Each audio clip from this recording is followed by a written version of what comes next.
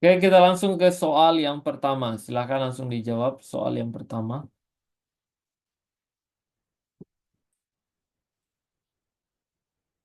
Cari data fokusnya.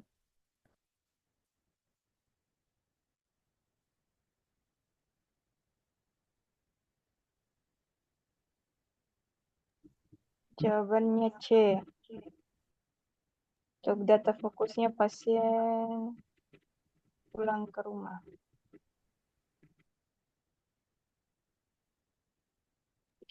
Data fokusnya Pak itu ini pasien BPH dan pasien sudah diperbolehkan untuk pulang ke rumah Hmm. serta dapat melakukan rawat jalan. Untuk proses manajemen keperawatannya itu berarti dia discharge planning.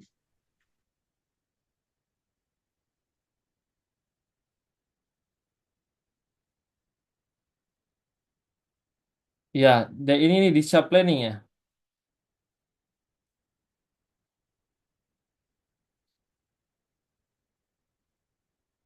Jadi ini adalah proses manajemen terkait dengan planning. Pak, Hmm. Baik, kalau kita lihat di kasus ini, data fokusnya itu adalah ada pasien eh, benigna prostat hipertrofi atau hipertrofi prostat yang mana sudah diperbolehkan untuk pulang ke rumahnya. Dan melakukan rawat jalan. Jadi rawat jalan tinggal kontrol saja nanti di poli misalnya. Berarti proses manajemen yang dilakukan oleh ketua timnya ini adalah apa? Apakah supervisi, ronde keperawatan, discharge planning, timbang terima, atau dokumentasi? Jadi ini adalah discharge planning. Apa itu discharge planning? Jadi discharge planning itu adalah kegiatan di mana kita memberikan health edukasi atau tentang pembekalan informasi, juga hal-hal apa yang dibutuhkan oleh pasien dan keluarganya saat dia berada di rumahnya atau saat ini tentang terapi yang akan dihadapi ataupun proses rawat jalan, kontrol obat, kontrol tindakan yang akan dia hadapi nanti. Itu semua adalah bagian daripada discharge planning, pembekalan pasien saat mereka pulang ke rumahnya. Oke? Nah, sehingga kalau kita lihat di kasusnya, tepat bahwa kasus ini mengarah ke discharge planning. Ada juga yang disebut dengan supervisi keperawatan. Kalian pernah dengar kata supervisor? Supervisor itu adalah orang yang mengawasi dari jalannya suatu kegiatan atau program.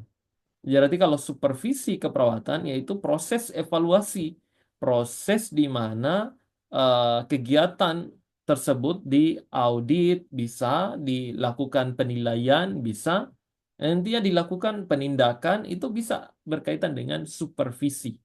Tepatnya adalah supervisi keperawatan. Ada juga ronde keperawatan. Yang mana itu ronde keperawatan? Ronde keperawatan itu adalah proses di mana terdapat suatu proses kegiatan yang disebut dengan interprofessional collaboration atau orang menyebutnya adalah kolaborasi profesional kesehatan yang terlibat, di mana bukan hanya perawat, ada dokter, ada pramasien, ada ahli gizi, ada apoteker, jadi semua dilibatkan dalam suatu proses kolaborasi. Sehingga ronde keperawatan ini dilakukan, biasanya ada satu pasien atau beberapa pasien yang tidak menunjukkan perawatan yang lebih baik. Sehingga perlu dilakukan ronde keperawatan. Apa yang kurang? Apa yang perlu kita pertimbangkan sehingga pasien ini betul-betul bisa menjalani perawatan lebih baik dan bisa lebih cepat untuk pulang ke rumahnya karena sembuh. Tapi kenapa tidak ada kemajuan dalam perawatan? Ya, kita bisa lakukan ronde keperawatan. Itu dicatat semua ya. Berikutnya adalah discharge planning. Sudah saya jelaskan tadi, discharge planning itu adalah pembekalan pasien saat pulang ke rumahnya ataupun keluarganya juga sama. Nah, berikutnya adalah timbang terima. Timbang terima orang menyebutnya juga operan atau Handover. handover. Nah, berarti melakukan timbang terima tentang suatu laporan, tentang suatu dokumentasi, tentang suatu tindakan, tentang sesuatu tulisan yang akan dilaporkan. untuk dilakukan timbang terima atau dilakukan handover. Jadi orang yang dinas pagi melakukan timbang terima atau handover pada orang yang telah dinas malam sebelumnya. Begitupun yang dinas siang. Dinas siang saat ini melakukan timbang terima dengan yang dinas pagi sebelumnya. Jadi itu yang disebut dengan timbang terima. Dilakukan di mana? Dilakukan di nurse station. Banyak sekali yang tertarik itu dengan manajemen keperawatan. Tolong kalian pahami baik-baik. Dilakukan di mana? Di nurse station dan dilanjutkan di depan pasien atau di bed atau di samping beside pasien, di samping pasien itu, ya. Jadi tujuannya apa? Memvalidasi laporan yang sudah ada, baik itu dari sisi asuhan keperawatan secara tertulis di dokumentasi keperawatannya, dengan keadaan yang betul-betul terjadi di pasien. Contoh, ada diagnosis keperawatan tentang nyeri akut. Ternyata setelah dilihat ke pasiennya sudah tidak ada nyerinya. Ya, kita harus validasi bahwa data itu ternyata sudah tidak sesuai, sudah tidak akurat dan up to date. Ya, jadi harus diubah dan diperbaiki. Itu tujuannya dilakukan timbang terima sebenarnya atau handover atau operan. Terakhir adalah dokumentasi. Orang menyebutnya documentation, nursing documentation. Itu tujuannya sebenarnya apa? Mendokumentasikan semua kegiatan yang telah berlangsung. Dari awal sampai akhir pasien, dari awal dia masuk sampainya selesai, itu tidak pernah lepas dari dokumentasi keperawatan. Dokumentasi keperawatan bisa juga menyangkut tentang proses nursing, mulai dari atau nursing care plan, mulai dari proses asesmen, pengkajian keperawatan sampai pada evaluasi keperawatan. Itu bagian daripada dokumentasi keperawatan. Jadi itu ya, ada nggak itu dibahas di dalam kasus? Tidak ada. Yang justru dibahas di kasus itu lebih kepada perencanaan pasien atau pembekalan pasien pulang ke rumahnya. Itu yang disebut dengan discharge planning. Bisa dipahami ya? Lanjut ke soal nomor 2. Silakan dicari tahu apa data fokusnya.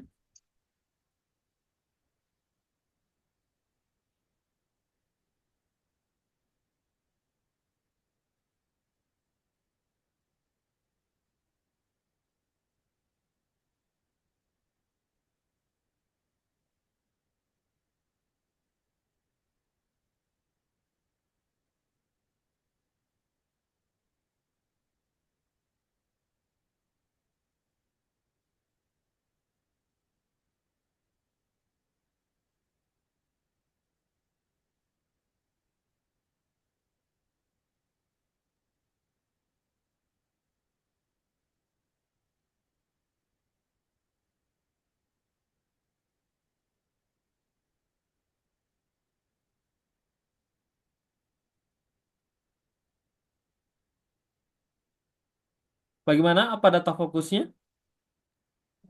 Kalau data fokusnya Pak itu pasiennya diantar ke ruang interna dari ruang IGD, terus ketua timnya di ruang rawat interna berkewajiban untuk mengorientasikan pasien baru tersebut. Kalau Ya. tindakan keperawatannya eh, yang dihapus itu discharge planning, tempat tidur pasien, Mm-mm. dan tahu kejauhan benarnya Pak. Nah, oke. Jadi kalau kalian eh, ya di situasi kan kalian ini banyak yang bekerja di rumah sakit ya. Kalau misalnya situasi yang hadapi kalian seperti ini, bahwa ada pasien yang sudah di-drop dari UGD kan, IGD ke ruang perawatan. Dalam hal ini rawat interna. Nah, kira-kira tindakan awal atau langkah awal kalian ketika ada pasien seperti itu, apa yang kalian lakukan? Ada pasien baru dari IGD ke ruang rawat inap di interna, apa yang kalian lakukan di awal? Jawaban yang mana yang kita akan buang duluan? Discharge planning Pak. Ah, menjelaskan di cap planning kita buang. Terus yang mana lagi?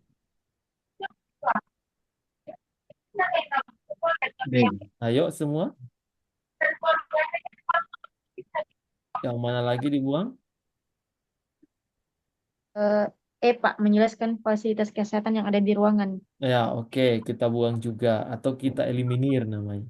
Terus tinggal C, B, C, D. Antara B, C, D, yang mana lagi yang mau dibuang? Ya, yang mana lagi mau dibuang? B, Pak, menyiapkan tempat tidur pasien. Ini dibuang. Ya, karena ini kan sudah pasiennya sudah diantar, Pak, ya. Berarti sudah disiapkan berarti sebelumnya, kan? Atau gimana? Biasanya kalau ada Biasanya pasien-pasien masuk itu, kalau kalian di ruangan, apa yang ditanyakan? Tempat tidurnya, Pak. Nah, itu kan tempat tidur. mm, Jadi ini dieliminir apa tidak? Tidak. Nah, tidak. Nah, jadi yang mana yang kalian pilih? Yang Yang D, menjelaskan hak dan kewajiban pasien dan keluarga itu. Itu dari UGD dijelaskan. yang B, Pak, jawabannya. D ya, delta yang kalian pilih. Tapi yang Bukan, kalian Pak. lakukan itu yang B. Halo. Baik, habis menangis gitu bocil kan. Nah, jadi B yang dihilangkan. kebanyakan itu memang perawat itu sibuknya apa? Sibuknya lebih banyak menyiapkan tempat tidur kan? Menyiapkan tempat tidur. Ada bed yang kosong, ada bed yang kosong, ada bed. Itu kan memang tugas yang harus dilakukan, tetapi jangan kemudian kalian melupakan yang disebut dengan hak dan kewajiban pasien dan keluarganya harus dijelaskan. Apa hak dan kewajibannya? Ada haknya misalnya dia mendapatkan perawatan yang baik, senyuman dari kalian, tindakan yang sesuai SOP. Itu hak dia. Terus apa kewajibannya? Menjaga ketertiban, menjaga kebersihan, menjaga kenyamanan dalam perawatan. Jangan hanya satu orang yang dirawat, ya satu kampung yang datang menjenguk dan mendampingi. Itu kan mengganggu ketertiban umum. Orang yang lain terganggu dengan ributnya, datangnya penjenguknya. Itu harus dijelaskan sejujurnya, ya. Ada yang bilang itu sudah dijelaskan di depan, Pak. Ya, apakah betul maksimal dijelaskan di situ? Kalian harus menjelaskan lagi di ruangan karena ruangan ini adalah teritorial kalian saat ini ketika pasien itu sudah berada di ruangan itu. Jadi itu rasionalnya. Jadi jangan hanya sibuk ke tempat tidur. Itu bukan kita sebagai tukang bersih-bersih. Kita di Ya, sini Pak. lebih kepada gimana profesional nurse itu bertampil lebih baik ke depannya. Terutama perawat-perawat profesional itu harus mampu menjelaskan apa hak dan kewajiban pasien dan keluarganya. Jadi kalau ada nanti suster, kalau ada yang jutek, ya Bapak boleh menyampaikan ke kami. Nanti kami yang akan sampaikan ke perawat. Karena dia betul-betul secara undang-undang jadi dilindungi. Perawat itu harus senyum, tidak boleh marah-marah. Marah itu kan hal yang semua bisa mengalami marah, tapi harus mampu terkontrol. Boleh secara umum marah terus hampir setiap detik marah, tidak boleh. Itu harus mampu dikontrol atau diadaptasi dengan segala situasi yang terjadi. Silakan soal nomor 3.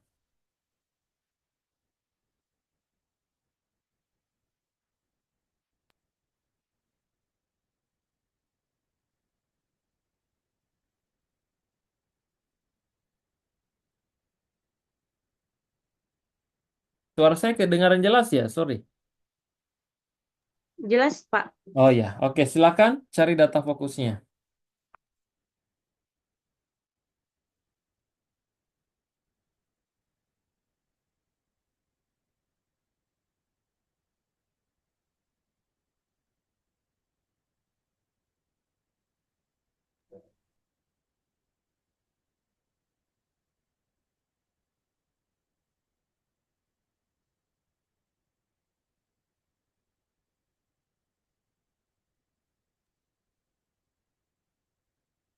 Data fokusnya itu Pak, kepala ruangan interna berusaha untuk mengimplementasikan program tersebut, tetapi ada satu perawat di ruangan interna ini pengalaman kerja yang 4 tahun, dia menolak untuk dia kesulitan untuk menerima hal yang baru, Pak.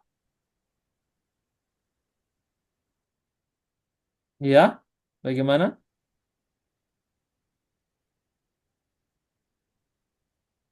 Salah satu perawat di ruang interna yang berpengalaman kerja 4 tahun lebih lama dari kepala ruangan kesulitan menerima hal baru. Saat ini berusaha mempengaruhi perawat yang lain untuk menolak perubahan. Eh, Betul ya. Jadi jawabannya. kadangkala ada perawat itu yang baru, tapi kemudian dia dia tidak ingin perubahan itu ada di lingkungan daripada rumah sakit atau ruang perawatan itu. Kira-kira apa yang kalian akan lakukan? Menegosiasi ulang perubahan dengan pihak manajemen karena ada keterlibatan kepala bidang keperawatan, Pak. Ya, Menetapkan betul. visi dan misi dengan tegas, Pak. Nah, visi dan misi dengan tegas. Betul juga. Terus, apalagi yang lain? Jadi kalau kita lihat di sini, bahwa ada perawat di ruang interna yang berpengalaman kerja 4 tahun lebih lama dari kepala ruangan, kesulitan menerima hal yang baru. Yang begini banyak terjadi, di mana ada perawat-perawat yang sudah senior ya, yang all apa itu all mind ya, kalau istilahnya Bosman itu all mind, cara berpikir yang konvensional, yang telat dibandingkan yang perawat-perawat yang fresh graduate, di mana dia berpikir new mind, berpikir cepat, berpikir milenial, berpikir tapi biasanya minim attitude. Nah, katanya orang-orang ya, seandainya kita berharap perawat-perawat itu generasi kita itu new mind, berpikir cepat, berpikir em, di mana dia berpikir penuh dengan penyelesaian, dia mampu beradaptasi, tetapi dia tetap meningkatkan attitude yang baik. Itulah yang kita harapkan sebagai luaran dari suatu perguruan tinggi. Jadi yang mampu meningkatkan itu semua ya perannya dari kita-kita semua, termasuk Bapak Ibu semua yang ada di ruangan. Ayo, kalau ada anak bimbingan atau kelihatan di situ mahasiswa, kelihatan dia tidak melakukan apa-apa, malas bergerak, kalian punya hak untuk, ayo deh, silakan, ini motivasi. Biar kita memiliki generasi nanti ke depan, bukan generasi yang mental pembantu, tapi generasi yang memiliki jiwa kritis, memiliki jiwa tentang profesional perawat yang baik, attitude yang baik, bukan mental yang pemberontak, mental yang sedikit-sedikit dia bermasalah, apa ya, problematik. Jangan yang seperti itu. Kita mengharapkan nanti generasi kita itu perawat itu adalah orang-orang yang betul-betul cekatan, cerdas, baik, mampu menerapkan etika yang baik dan sebagainya. Nah, kadangkala perubahan-perubahan seperti itu tidak mampu diterima oleh orang-orang perawat senior ini. Sehingga apa yang harus kita lakukan? Kalau kita merotasi ulang perawat tersebut yang senior tadi, apakah tidak menambah masalah baru di ruangan yang baru ditempati? Bisa menjadi masalah baru. Pertama, orang yang akan dihadapi itu kesulitan beradaptasi.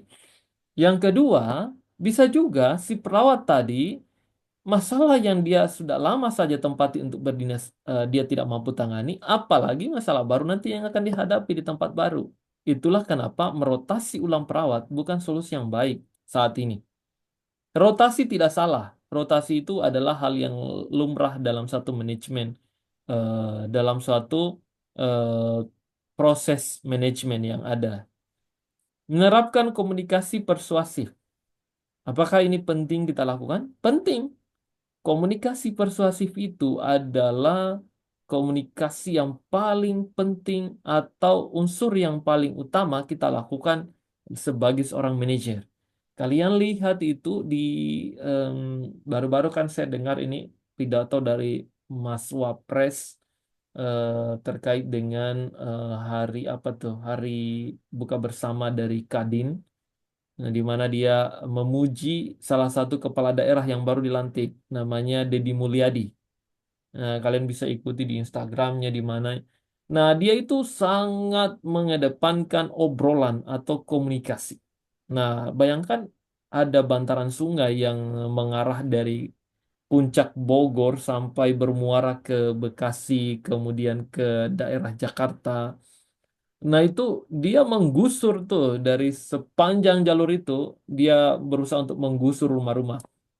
Proses penggusuran itu kan sangat akrab dan sangat dekat dengan pemberontakan. Orang marah, orang melempar, orang emosi.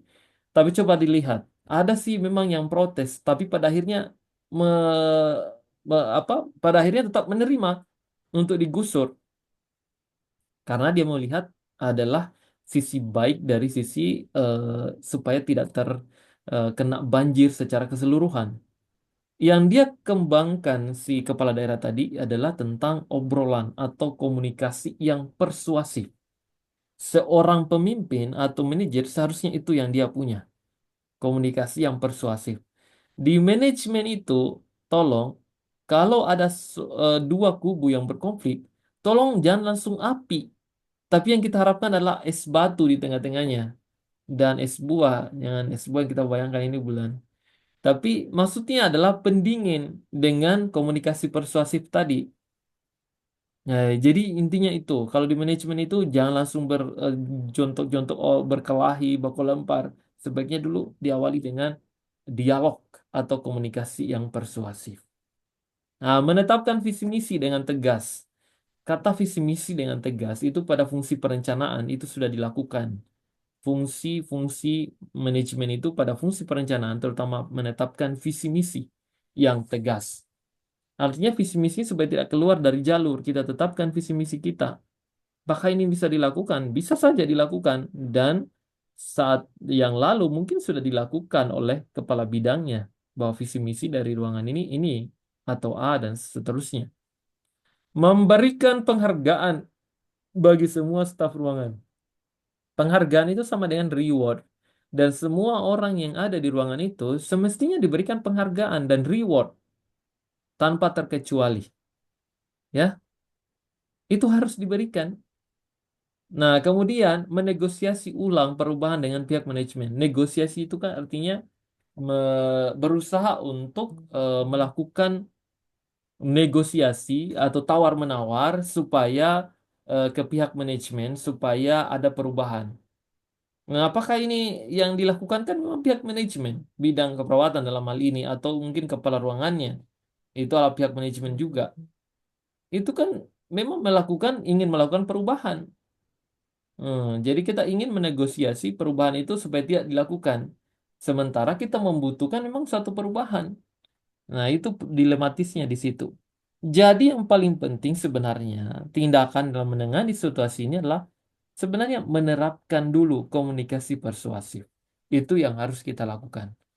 Jadi penting sekali komunikasi persuasif itu dalam situasi kondisi apapun kita awali dengan komunikasi yang persuasif. Nomor 4, silakan langsung dijawab. Nomor 4, cari data fokusnya.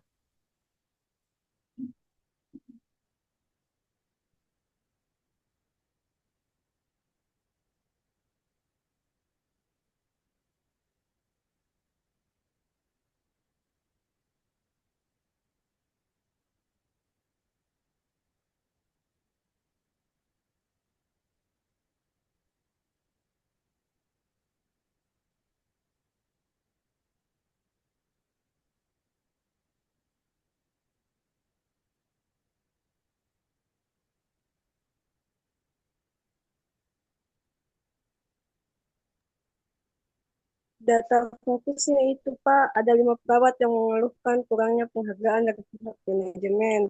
Perawat tersebut mengeluh jika insentif yang diberikan tidak adil. Ya, Ada 5 Untuk data perawat fokus. kurangnya penghargaan dari pihak manajemen. Perawat tersebut mengeluh jika insentif yang diberikan itu tidak adil.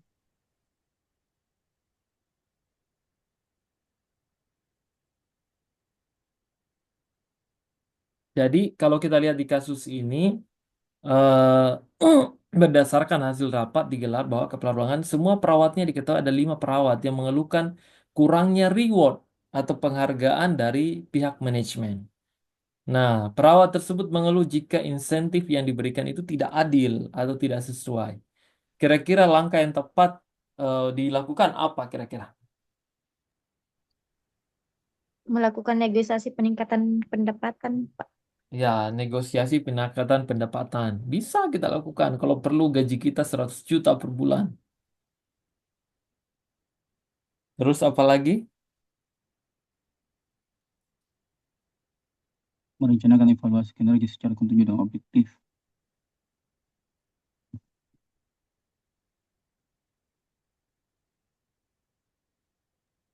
Merencanakan evaluasi kinerja secara kontinu dan objektif, Pak.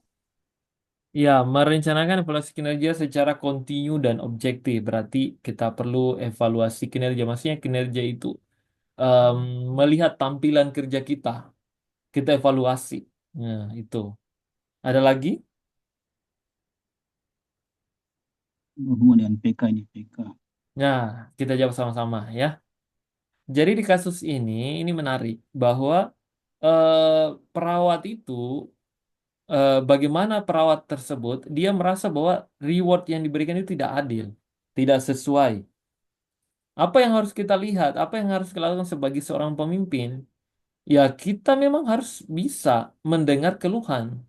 Kadangkala dalam suatu manajemen, dalam suatu organisasi, memang ada ada ketimpangan, ada ketidakadilan misalnya. Udah si A diberikan reward karena bestinya, karena dekat dengan dia, karena si A adalah orangnya, karena si B adalah musuhnya, karena si C adalah. Akhirnya nampak atau muncullah ketidakadilan untuk memberikan reward atau penghargaan. Memang apakah penting itu reward? Penting sekali. Reward itu semacam penghargaan, baik itu penghargaannya mungkin adalah ucapan secara verbal, saya mengapresiasi kerjamu bagus dan itu juga penghargaan. Atau reward yang bentuknya dalam bentuk materi, entah itu diuangkan, diberikan honor khusus dan sebagainya. Jadi apa yang harus kita lakukan? Ya memang penting. Jangan sampai harus diperhatikan, jangan sampai yang D3 tadi, yang kerjanya kita anggap itu adalah diploma khusus untuk perawat asosiat, perawat pelaksana biasa, kita menganggapnya sesuatu hal yang biasa saja dan mungkin kita anggap juga bahwa wajar kalau dia bekerja seperti itu. Tapi ternyata justru kalau kita lihat secara langsung, secara kasat mata, justru pekerjaan dialah yang jauh lebih berat dan bahkan pekerjaan dari seorang profesional nurse dia juga ikut kerjakan. Itu persoalannya di situ. Dan masih banyak terjadi di rumah sakit yang ada bahwa sebagian pekerjaannya sudah dikerjakan oleh perawat pelaksana yang khususnya adalah dari D3. Ada juga yang masih SPK misalnya. Dulu masih ada, sekarang kayaknya sudah jarang ada yang SPK ya, sudah pada pensiun atau telah meningkatkan sekolahnya. Jadi Bapak Ibu sekalian, yang penting di sini bagaimana kita memberikan evaluasi kinerja. Kenapa harus dilakukan evaluasi kinerja? Kita mau memberitahu penilaian, pengevaluasian untuk melihat, mengaudit sejauh mana kinerjanya dari masing-masing perawat yang ada ini. Untuk apa? Ya tujuannya satu, untuk melihat bahwa adil tidak selama ini saya perlakukan atau reward yang saya berikan. Jangan sampai saya gaji tinggi ke dia, ternyata kerjanya hanya seperti ini. Dia hanya duduk-duduk saja di saat orang lain lagi sibuk bekerja. Jadi pentingnya dilakukan evaluasi kinerja secara kontinu dan tentunya objektif. Kontinu itu adalah berkelanjutan. Jangan hanya satu hari dilakukan evaluasi. Bulan depannya dievaluasi lagi. 3 bulan, 2 bulan depannya dievaluasi lagi. 3 bulan depannya dievaluasi lagi. Supaya apa? Tujuannya adalah kita mampu menentukan tampilan kerja yang baik atau kinerja yang baik itu seperti apa. Dan kita bisa melihat dan menilainya. Yang berikutnya adalah objektif. Apa itu objektif? Objektif itu adalah tidak pandang buluh, tidak timbang sebelah, tidak berat sebelah. Bukan karena bestinya, bukan karena apalagi itu, bukan karena dia adalah timnya, bukan karena dia adalah followersnya, bukan. Tapi harus betul-betul objektif, mampu dilihat secara terang benderang. Itu yang jawaban yang paling tepat. Merancang pelatihan secara teratur, ya bisa kita lakukan, tapi tidak menyelesaikan masalah saat ini. Melakukan negosiasi peningkatan pendapatan, ya bisa, tetapi ingat, pendapatan dalam satu rumah sakit itu ditentukan dari berapa besar dari pendapatan atau profit yang didapatkan oleh rumah sakit itu sendiri. Misalnya, apakah pendapatan mutlak dari klaim BPJS-nya atau dari rawat umum yang didapatkan? Atau seperti apa? Atau ada kerjasama dengan investor atau apa? Intinya, secara tidak langsung, kalau kita ingin meningkatkan pendapatan, maka tentunya itu akan berpengaruh ke operasional dari eh, organisasi kita, dari manajemen rumah sakit yang ada. Karena tidak mudah itu menaikkan pendapatan. Karena kalau kita menaikkan pendapatan, misalnya gaji atau reward, kita berikan tunjangan 500.000, yang awalnya hanya 100.000, maka akan meningkatkan biaya operasional. Mungkin 2 kali atau 3 kali lipat dari sebelumnya. Maka kalau meningkat operasional, tentu harusnya pendapatan kita meningkat, jangan statis. Kalau statis peningkatan kita sementara, operasional kita meningkat, membengkak, maka tunggu kebangkrutan. Karena kita mau ngambil uang operasional dari mana? Kalau bukan dari pendapatan kita. Sementara pendapatan kita tetap. Ya, pasti kita mengeruk dari kas kita. Kas kita lama-kelamaan akan habis. Apapun yang kita simpan, kalau kita ambil terus tiap bulan kita menutupi dari situ, ya pasti akan habis dengan sendirinya. Ya, akhirnya kita akan lihat ada rumah sakit yang sepi. Ada rumah sakit yang hanya 1, 2 orang perawatnya. Ya, karena memang tidak mampu menggaji. Secara pendapatan tidak mampu menggaji. Itu kalau dari sisi finance atau keuangannya ya. Membangun kerjasama kelompok bisa dilakukan, tapi tidak mampu menyelesaikan masalah saat ini. Ya. Oke, next. Lanjut ke soal nomor 5.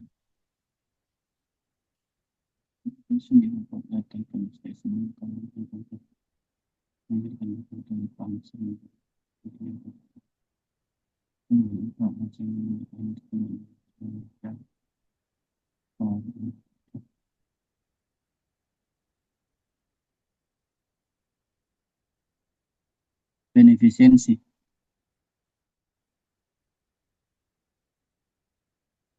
Bagaimana?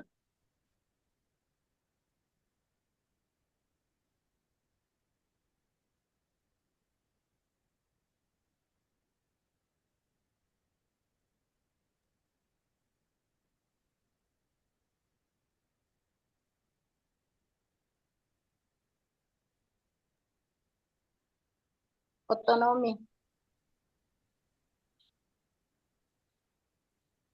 Ini kedengaran suara saya karena ini hujan deras juga di sini. Iya, Pak, kedengaran, Pak. Dengaran, Pak. Oke. Silakan, apa data fokusnya?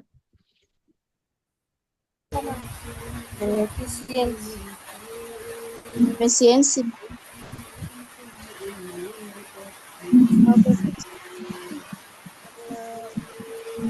Bukan yang terbaik bagi pasien. Jangan lupa add pertemanan di Facebook ya, tambahkan pertemanan di Facebook. Saya sudah kirim tadi di grupnya. Ya, silakan, apa ini data fokusnya? Dari data fokusnya itu karena kamar yang ditempati tidak nyaman, toilet Lanjut keluhan dengan cara mencarikan kamar baru untuk pasien. dengan cara mencarikan kamar baru untuk pasien. Ya, betul. Jadi, apa prinsip etik yang diterapkan? Beneficiensi. Beneficiensi, Pak. Ya, beneficience ya. Jadi beneficience. Akhirnya pindah ruangan dan merasa senang dengan pelayanan itu. Ini adalah bagian dari beneficience. Nah, ini yang saya pernah jelaskan ya, bahwa ada sering buntu, kamar toiletnya buntu, pintunya rusak. Ya, kita memiliki inisiatif, baiknya kita ganti, kita pindahkan ke ruangan yang lain. Itu kan bagian daripada inisiatif kebaikan. Itu yang disebut dengan beneficience. Silakan lanjut ke soal selanjutnya.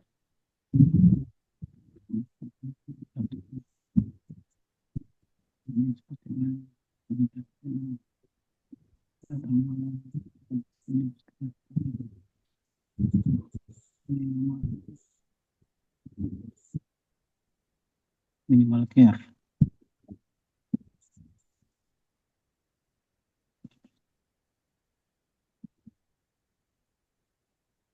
Partial care, Pak. Partial care, Pak.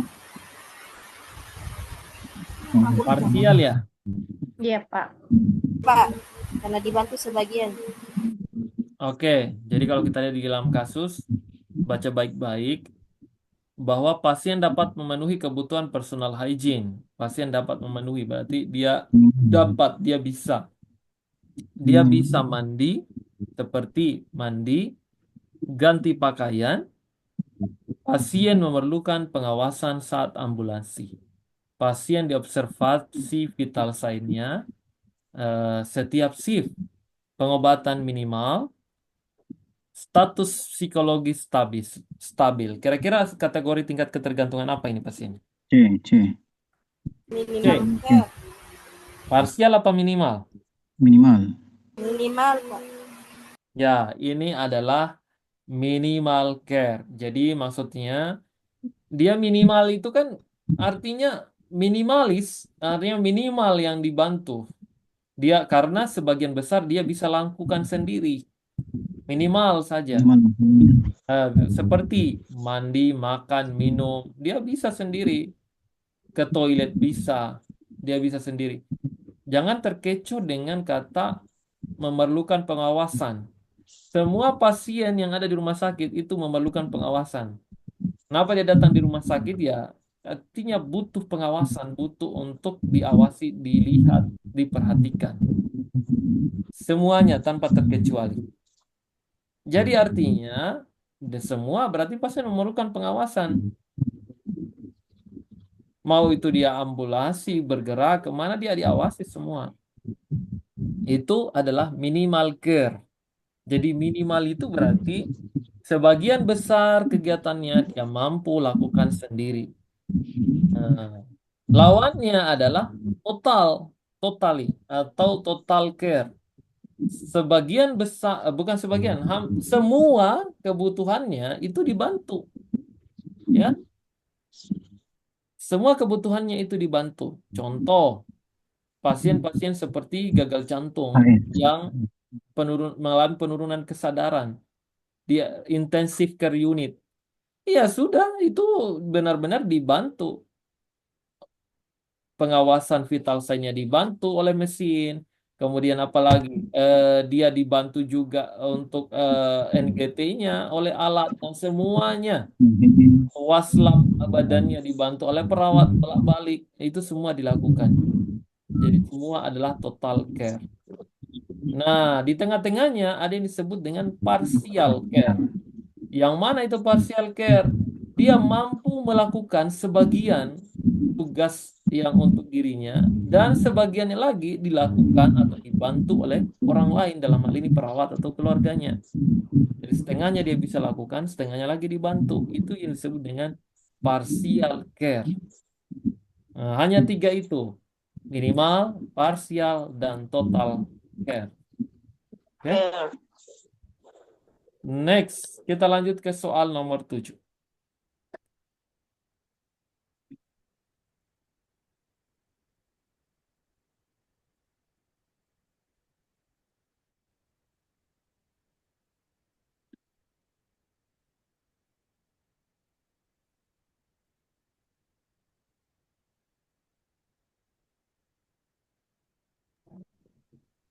Total care, Pak. Total care, Pak, karena dia penurunan kesadaran. Total care, Pak. Total care. Ya, itu tadi yang saya bahas tadi ya, bahwa kalau kita lihat di dalam kasusnya ini, pasien itu delirium, kebutuhan hariannya dibantu, gelisah, terdapat gangren diabetik. Nah, gangren diabetik, kaki dekstra atau kanan yang memiliki banyak nanah dan bau. Hasil labnya GDS-nya itu 400, 1 mg per dl. Nah, kategori tingkat ketergantungannya di sini adalah total care. Jadi sebagian besar dari kebutuhannya itu bukan lagi sebagian besar, hampir semuanya ya kebutuhannya itu dibantu oleh perawat maupun keluarganya. Ini kalian boleh baca di buku Pandanya, ada catatan-catatan seperti ini, kalian bisa baca sendiri. Nomor 8. Silakan dicari data fokusnya apa.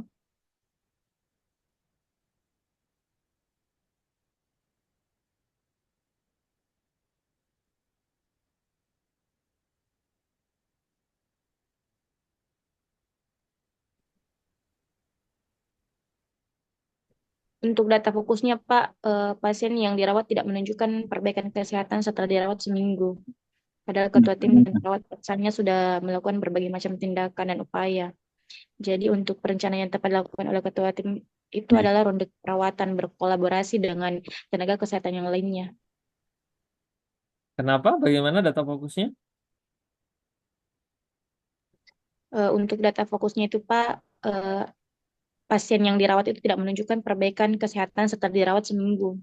Padahal ketua tim dan perawat pelaksananya sudah melakukan berbagai macam tindakan dan upaya sesuai masalah keperawatan yang ada pada pasien.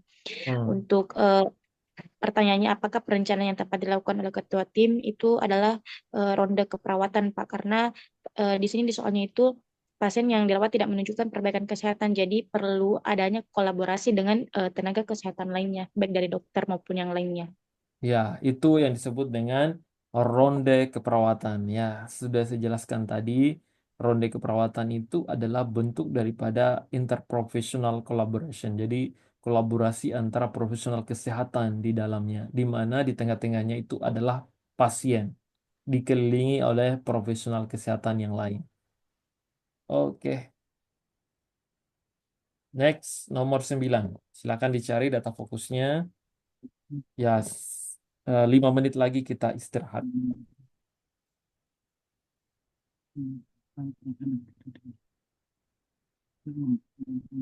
Kita selesaikan kalau perlu manajemen dulu kayaknya. Ah,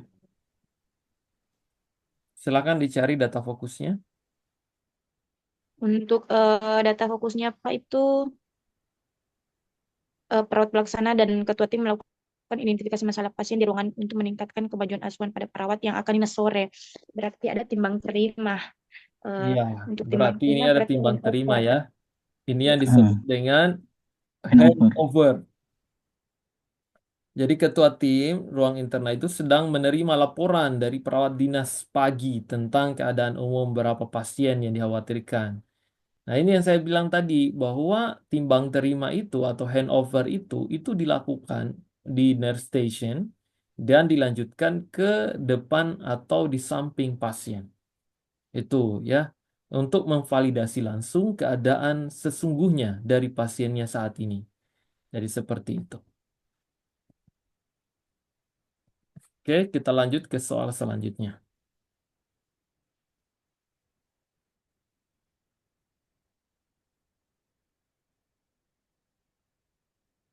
Silakan dicari data fokusnya.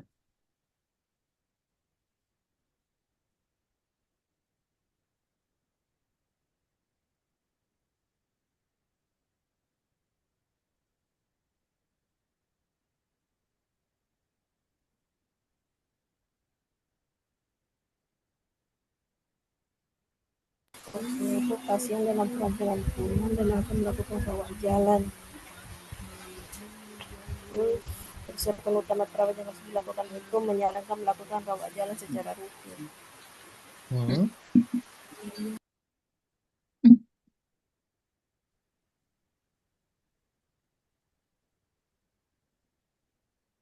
Bagaimana? Untuk data fokusnya, Pak, ini ada pasien luka diabetikum yang telah dirawat 1 minggu. Terus pasien dalam perencanaan pulang dan akan melakukan rawat jalan. Itu Pak data fokusnya. Apakah persiapan utama perawat yang harus dilakukan pada kasus itu menyarankan melakukan rawat jalan secara rutin? Ya, jadi kalau kita lihat di dalam kasus ini, tolong kalian ingat baik-baik. Ini adalah pasien luka diabetikum yang telah dirawat 1 minggu di ruangan. pasien dalam perencanaan pulang atau discharge planning ini. Nah, apa persiapannya yang harus diberikan?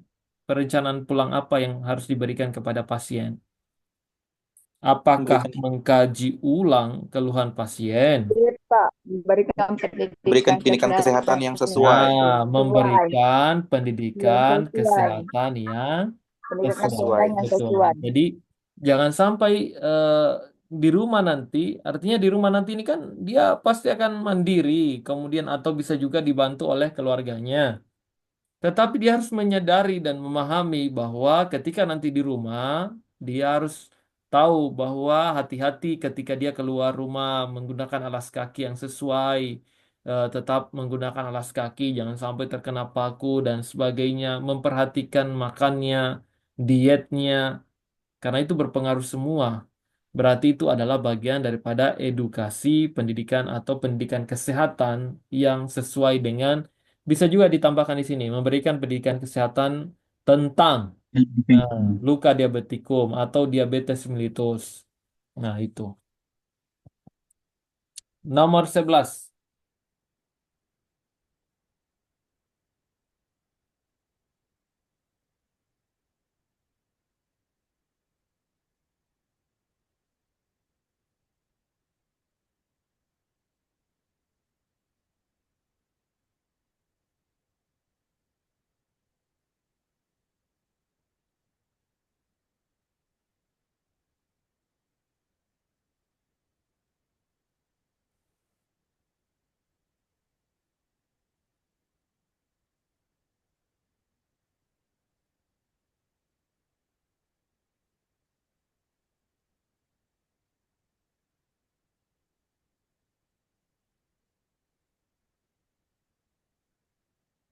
Bagaimana nomor 2?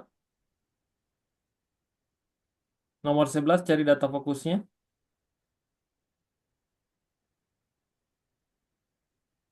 Apa data fokusnya?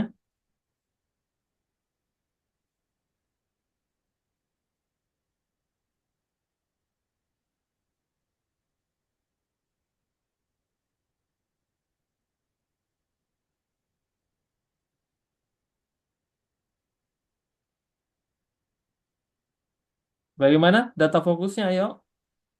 Data fokusnya Pak, ini yang saat menghadap kepala ruangan mengatakan saya tidak mempunyai waktu untuk membicarakan masalah ini dengan Anda sekarang. Hmm. Kita bicarakan saja saat rapat nanti dengan tim. Oke, jadi kalau kita lihat di dalam kasus ini ada masalah yang dihadapi bahwa kepala ruangan ini saya tidak memiliki waktu untuk membicarakan masalah ini dengan Anda saat ini. Kita bicarakan saja saat rapat dengan tim. Apa strategi konflik? Jadi dalam manajemen itu akan ada penyelesaian konflik yang masuk dalam soal ujian kompetensi. Apa strategi konflik yang tepat pada kasus ini? Apakah menunggu suasana kondusif untuk melanjutkan penyelesaian kasusnya, atau menentukan tujuan bersama dalam mencapai suatu tujuan, mengatamakan visi misi tim terlebih dahulu, menurunkan emosional ego dalam konflik, atau melakukan pendekatan dengan negosiasi. Jadi, dalam kasus seperti ini, Bapak Ibu sekalian, mau itu dalam manajemen atau organisasi atau dalam keseharian, bahkan dalam kehidupan antara teman, sahabat, keluarga, kalau kita sama-sama memberikan mengacu pada konflik ini, maka bisa jadi api itu akan ketemu dengan api. Kalau kita betul-betul dalam keadaan sudah terbawa suasana yang emosional negatif atau dalam keadaan marah, itu bisa api ketemu api. Maka kalau dalam situasi seperti itu dalam manajemen, itu tidak akan ada sesuatu hal yang mampu diselesaikan dengan efektif. Jadi tidak ada penyelesaiannya. Yang ada itu bisa pada kematian, bisa pada penjara, bisa pada hal yang buruk. Jadi apa yang harus dilakukan? Ya harus ada yang mengalah. Mengalah dalam artian menurunkan egonya. Ini yang paling tepat itu adalah delta. Bagaimana menurunkan emosional ego dalam konflik. Bukan mengalah seterusnya ya. Maksudnya kita turunkan kita perlahan, baru kemudian kita sampaikan. Itu penting. Boleh orang sebenarnya marah, tetapi harus dengan terkontrol. Tetapi harus mampu mendekatkan, beradaptasi dengan situasi. Itulah kenapa kita bisa menurunkan emosional ego dulu, baru kemudian kita mengungkapkan apa yang ingin kita sampaikan. Nah, karena kalau kita sudah marah juga, dia juga marah, ya udah kita akan ketemu api. Nah, seperti itu. Maka yang paling tepat di sini adalah menurunkan emosional ego dalam konflik. Oke, kita lanjut sampai soal nomor 12, baru kita istirahat. Silakan cari data fokusnya.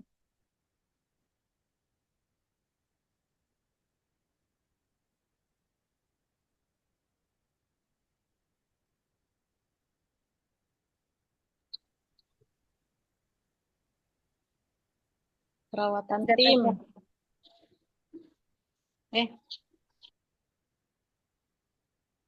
Kalau Bagaimana? data fokusnya, perawat ruangan dibagi dengan komposisi tenaga profesional, teknikal, dan pembantu dalam satu kelompok kecil yang saling membantu. Ya, apa asuran keperawatan modelnya ini? Keperawatan fungsional, penugasan, primer, kasus, atau tim.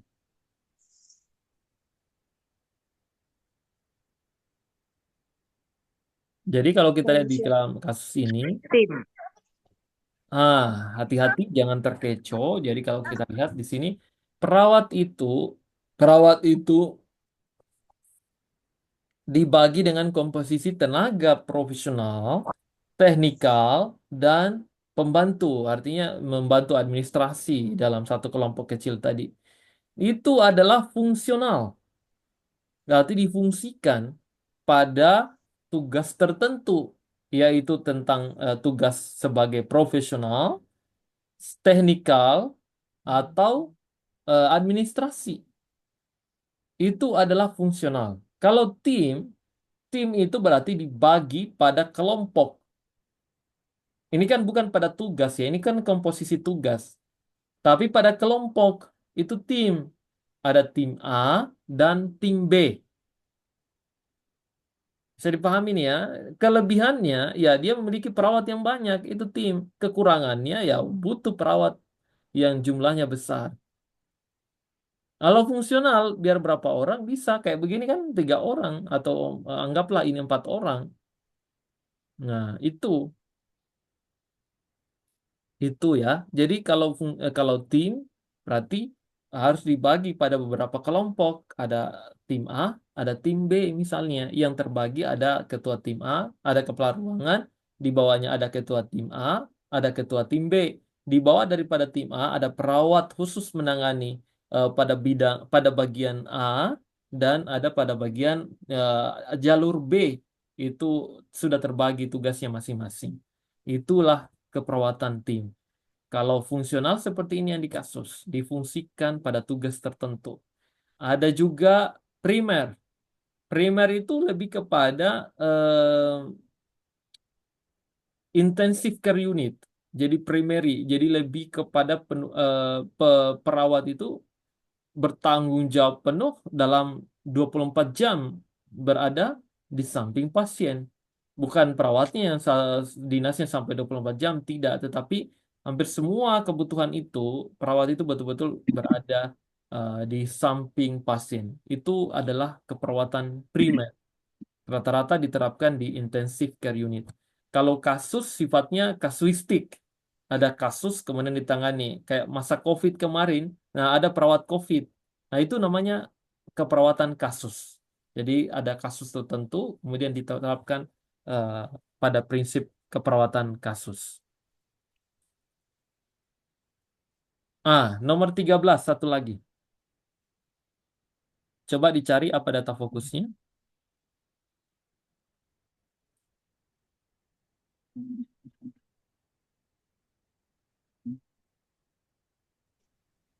Data fokusnya itu Pak, tim perawat merawat pasien dengan 11 tempat di ruangan A dan tim kedua merawat pasien dengan 11 tempat tidur di Ruangan B. Perawatan tim. Jadi Yang perawatannya keperawatan tim, Tim. Pak. Karena di sini membahas banyak orang, ada 2 tim, ada tim A dengan tim B. Ya, keperawatan tim. Jadi Keperawatan tim. itu adalah Keperawatan tim, Pak. Nah, itu adalah keperawatan tim. Very good. Itu ya kuncinya, keywordnya kalau data fokusnya kalau keperawatan tim dibagi pada beberapa kelompok. Atau kelompok A, kelompok B, tim A, tim B. Itu tim ya. Jadi seperti itu dipahami. Oke, saya kira cukup untuk hari ini. Untuk siang ini, nanti kita akan sambung kembali sebentar pada pertemuan setelah jam 1 kita akan masuk kembali ya. Saya kira cukup